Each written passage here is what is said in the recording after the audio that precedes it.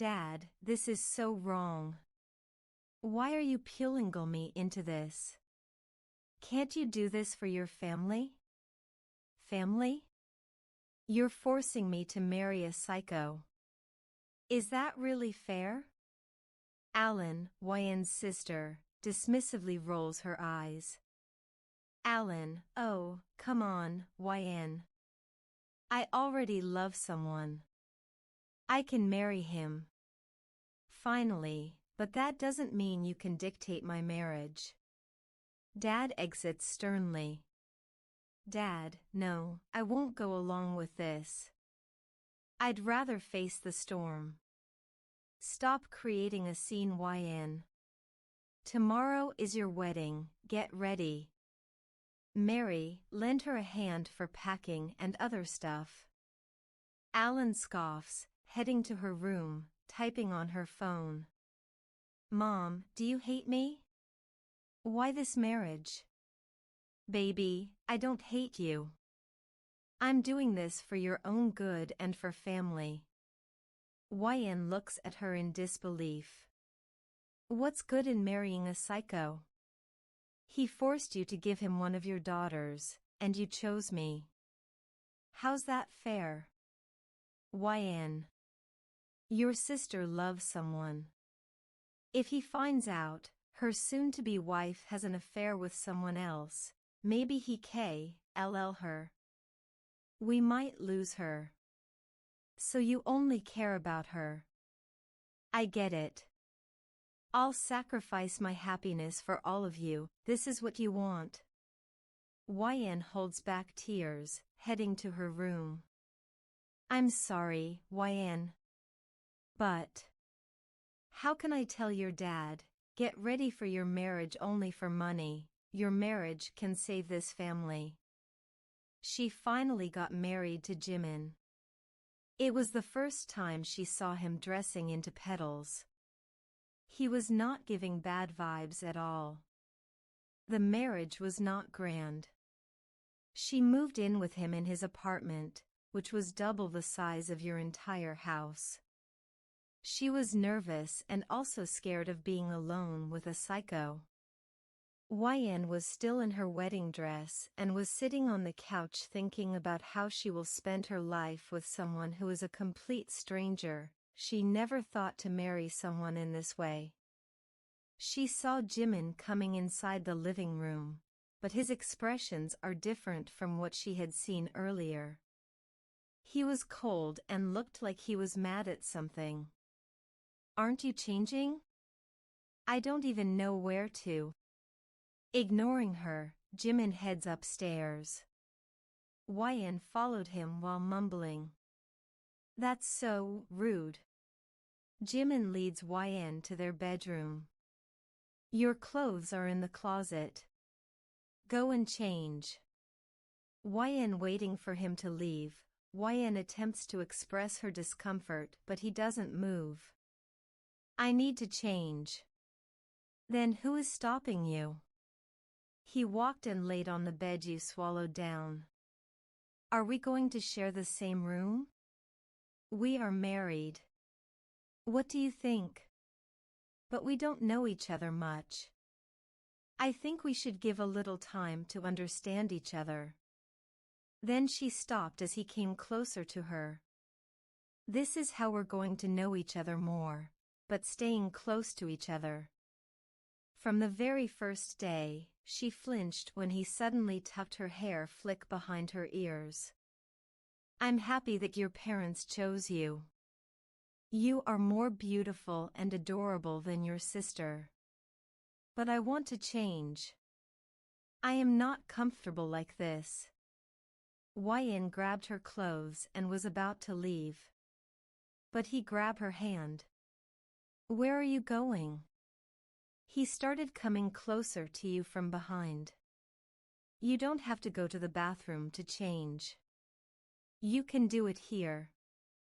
As she turned towards him with a strange look on her face. I can understand your nervousness, but you don't have to be shy in front of me. After all, I am your husband. You can change. I am not looking. You will get used to my presence in the room. He made her change in the room itself, but the good thing is he didn't look at her the whole time. Yin find it sweet that he respected her privacy and didn't make her feel uncomfortable. Next morning, she woke up pretty sleepy as it was a bit hard for her to fall asleep last night because in bed as you.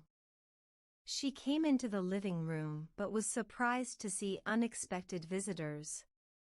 As soon as they looked at her, their lips curled up in bright smiles. Good morning, Yin. Finally we got to see my son's beautiful wife. Yin was completely clueless about them. She grabbed Yin's hand and walked towards the couch where everyone was sitting. Yin looked at Jimin, who was smiling at her. I know you are wondering who we are. We are Jimin's parents. We didn't get to attend your marriage. We missed the flight. So we came here to see you, and let me tell you, you're so beautiful. Yin forced a smile and looked at Jimin. Have you eaten something, baby? Meanwhile, Mr. Park and Mrs. Park exchange glances, who seems like Yin and Jimin already fell in love. So may you tell me about yourself? I mean, do you love Jimin? Yin stayed silent and looked at him while his smile faded as he was waiting for your response. What happened? Yin shifted your attention to Mrs. Park and slightly shook her head. Nothing. Mom. You didn't answer. Do you love Jimin? Stop it, Dad. Is this even a thing to ask? Yin can only force a smile. But Jimin was not looking fine. It's so nice meeting you, Yin. Please take care of Jimin. He has anger issues. But he has a pure heart. Yin smiled and nodded. Jimin walked them to the door, and when they finally left, he closed the door and started walking towards Yin. Why didn't you answer? What? What? He came near to her and his lips were cut in a smile, but not in a good way. Why didn't you tell Dad that you love me? It's been only one day since we met. How can I say that I love you? His eyes turned, darkness now made you swallow hard looking at this side of him. So you don't love me? Huh? At least you can pretend in front of them. And if you can't pretend then, all right, then let me make you fall in love with me first. The next thing she remembers is his mouth against her, and he was kissing her roughly and with his full force. She tried to push him, but he grabbed her hand and pinned it over her head. He cupped her face with his other hand and deepened the kiss. She had trouble breathing, but he was not letting her go. He looked at her and an expression of guilt and regret took over. Oh, I'm sorry. I'm sorry, wifey. I didn't want to hurt you. I lost my temper. He tried to comfort her, but she backed up. I promise I won't do that again. I'm really sorry, wifey. He seems genuinely sorry, but it doesn't matter now. Don't come near me. Go away, just get lost. She shouted out of lungs, and his eyes were full of genuine worry and panic. I'm sorry, wifey. Please don't hate me. He tried to hold her hand, but she jerked and ran towards the room, closing the door. She covered her mouth with hands and started sobbing. It was not the one which was giving her pain, but his behavior changed. She took out her bag and packed all her stuff. Tears were dropping down from her eyes. Jimin was banging on the door and she was scared to go out. But she gathered her strength and decided to walk out. As soon as he noticed her bag. "Where are you going?" "I'm not going to live here. I'm going away from everyone. Away from you. Away from my parents." He exhaustively, deeply, to calm himself. "You are not going anywhere, and empty this bag right now." His voice was demanding this time. "YN, I'm not. I'm leaving." "Leaving? Are you leaving me, your own freaking husband?" Against the same rage in his mind can be seen. "How dare you even say that?" He kicked the back and hugged her tightly, pushing her inside the room, and however she was shivering in fear. "YN, no, please, Jimin. I don't want to live here. Please let me leave. Please don't leave me. I don't want to live alone here anymore. You promised you will live with me until death separates us." His eyes suddenly softened. "Please don't cry. I promise I won't do it again. Give me a chance. Please." "I can't. You don't even know what you're doing?" "I'm leaving." He kneeled down and held her hand in his. "Please, wifey. I love you so much, it's just I don't know how to fix it. I'm not a bad guy. Please don't leave me, I love you so much. I fell in love with you when I first saw you on Crossing. I calmly asked your parents for marriage, but they rejected it, calling me psycho.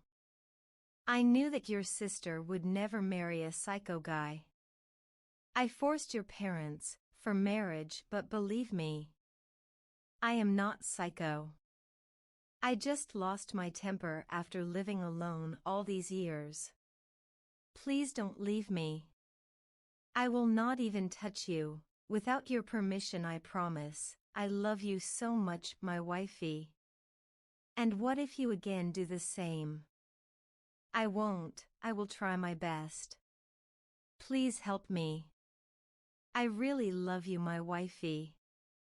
I can't live alone anymore. It's really suffocating here alone in this house. I want to spend my life with you. Wifey. Okay. I won't go anywhere, but you have to promise me that you will listen to me. He nodded his head multiple times. I promise, wifey. I promise, YN, I love you so much. I won't force you for anything. He suddenly hugged her. She didn't push him. Instead, she patted his back, indicating that she was with him.